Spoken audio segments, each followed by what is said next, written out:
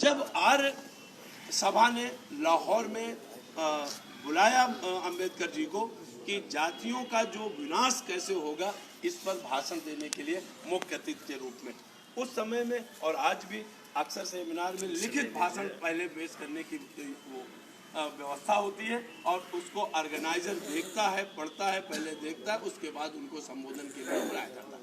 Annihilation of cast, जातियों का जो विनाश है, इस पुस्तक को अंबेडकर जी ने उस आर्य समाज के उस जात तोड़क सम्मेलन के लिए लिखा था और उन्होंने उसको भेजा। आयोजकों ने जब उनके इस आर्टिकल को, इस लेख को पढ़ा तो वो उनको लगा कि ये बहुत कड़ा आर्टिकल है, इस कड़े आर्टिकल को जो है हम इजाज़त नहीं दे सकते। उन्होंने अंबेडकर जी को वापस किया और कहा कि इसमें आप संशोधन करिए, ये बहुत कड़ा है, धर्मों के बारे में बहुत कड़ा है।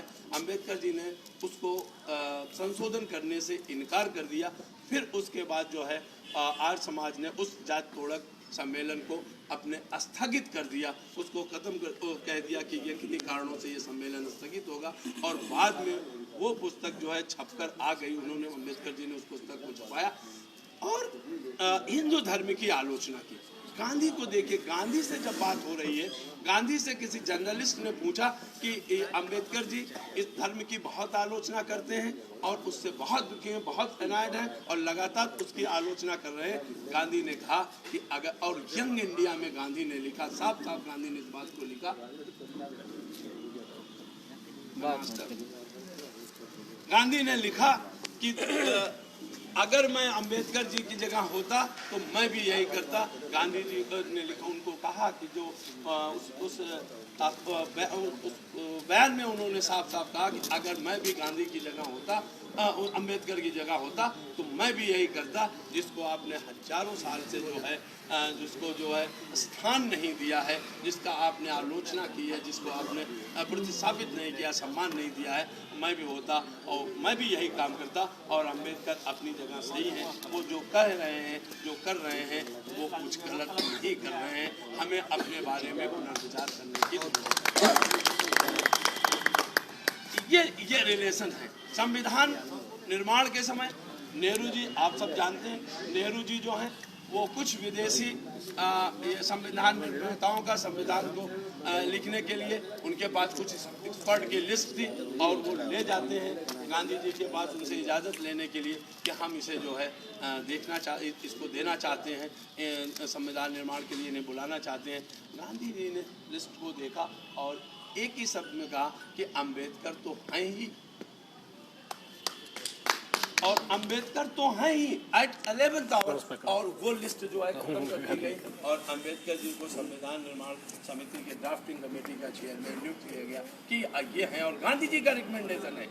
वो जो लोग इस तरह की आलोचना करते हैं, उस दो दृष्टि को समंदर का दो किनारे बताते हैं, हमें इस पर भी फोकस करने की ज़रूरत है। मुझे लगता है कि जो समाजवादी चिंतक हैं, समाजवादी पार्टी को इसको बाहर अपने कार्यकर्ताओं में और लोगों के बीच में लाने की ज़रूरत है। इस पर बहुत कम फोकस किया जाता है। गांधी जी की मृत्यु के 4-5 महीने बाद जब अंबेडकर जी ब्राह्मण युवती से शादी करते हैं, पटेल जी ने उस अवसर पर पटेल जी ने अंबेडकर को मुबारकबाद दी और उन्होंने कहा कि गांधी अगर इस वीक होते तो क्या सोचते। पटेल का जवाब है, ऑफिशियल रिकॉर्ड है सब, पटेल ने कहा कि अगर आज गांधी होते तो सबसे ज्यादा खुश होते, उनसे ज्यादा खुश आज ये बदलने की कोशिश कर रहा है। संविधान खतरे में सिर्फ इसलिए नहीं है कि वो आरक्षण को खत्म करने की कोशिश कर रहा है, संविधान खतरे में तब भी होता है, अंबेडकर को याद करने की इसलिए भी जरूरत है जब आप अल्पसंख्यकों के लिए किए गए प्राविधान को खत्म करते हैं और हमारे तमाम लोग बोलते नहीं कि इन्हें सबक सीख लेने दो, तब भी संविधान खतरे में होता है। संविधान तब भी खतरे ऐतिहासिक दृष्टि से जब इस तरह के जो नाम हैं, इन नामों को आप बदलते हैं तो कॉन्स्टिट्यूशन राइट का वहाँ भी वायलेशन होता है। संविधान तब भी खतरे में होता है जब आप सीएबी लाते हैं या सीएबी लाते हैं। संविधान तब भी खतरे में होता है जब आप जो है एनआरसी लाते हैं।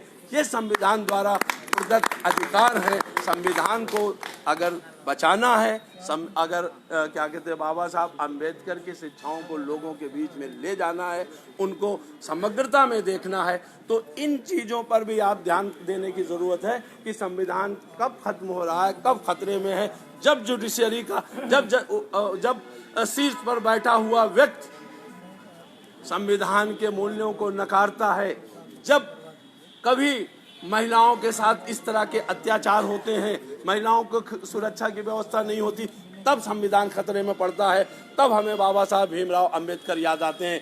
हमें याद रखना चाहिए कि हिंदू कोड बिल के जिस प्राविधान के तहत उनके खिलाफ यही सांप्रदायिक ताकतें थी, इस पूरी की पूरी समग्र सांप्रदायिक ताकतें जिन्होंने विरोध किया था, आज आप देखिए तो उस हिंदू कोड बिल के करीब 95% जो है वो अमेंडमेंट हो चुके हैं और वो आज हमारे संविधान का एक महत्वपूर्ण हिस्सा है, हमारे कानून का एक हिस्सा है। तो बाबा साहब कल भी रिलेवेंट थे, आज भी रिलेवेंट है। इन्हें हमें जानने की जरूरत है संविधान कब कब खतरे में पड़ता, संविधान के जो अनुच्छेद हैं, संविधान द्वारा प्रदत्त जो अधिकार हैं, जब हम मानव अधिकारों का हनन करते हैं, जब किसी को गाय गोबर के नाम पर हम पकड़ के मारते हैं और भीड़ तंत्र को पावर दे देते हैं, जब न्यायपालिका जो है सबूत के अभाव में चश्मदीद गवाहों की बात न मानते छोड़ देती है, तब संविधान खतरे में होता है। तब समाजवादी चिंतकों को सड़क पर आना चाहिए, समाजवादी चिंतकों को अपनी आवाज उठानी चाहिए, लिमिटेड लोग चीजों के बारे में नहीं। संविधान और मैं एक बात कहूँगा, बाबा साहब का कंट्रीब्यूशन संविधान के लेखन में ही नहीं था, बल्कि बाबा साहब ने जो मजबूत काम किया, श्रम कानून जो ये 8 घंटे पर निर्मित किए गए, स्त्रियों को जो काम करने के बराबरी के अधिकार दिए गए, श्रम कानून बनाए गए, महिलाओं के अधिकार के लिए बनाए गए, इंश्योरेंस कानून बनाए गए, आर्थिक परिवर्तन के लिए जो तमाम कानून बनाए गए वो बहुत महत्वपूर्ण हैं। उन महत्वपूर्ण कानूनों को बचाने की जरूरत है। आज जो है श्रम कानून खतरे में है, LIC खतरे में है, दूसरे उपक्रम खतरे में है, आज जो है डीरेका खतरे में है, ये सार्वजनिक उपक्रम सब खतरे में है। इन्हें अगर हम बचाते हैं, इनके लिए हम संघर्ष करते हैं, तो हम संविधान बचाने का काम कर रहे हैं, हम बाबा साहब के सिद्धांतों को बचाने का काम कर रहे हैं। हमें लगता है कि बाबा साहब को फिर से समग्रता में जानने की जरूरत है, सोचने की जरूरत है। और एक भाषण का मैं जिक्र करते हुए, और बाबा साहब के जो हमारे मित्र, हमारे भीम पुत्र हैं, भीम चिंतक हैं, उनके लिए एक संदेश जो बाबा साहब ने अंतिम समय में दिया था, उसको जरूर जानने की जरूरत है। अंतिम सम्मान समारोह में बाबा साहब ने बॉम्बे में कहा था कि वो बहुत दुखी थे, अपने इस आंदोलन का जो रास्ता चल रहा था उससे बहुत दुखी थे, और उन्होंने उस सम्मान समारोह में कहा कि हमारे वॉल्टेयर कब पैदा होंगे।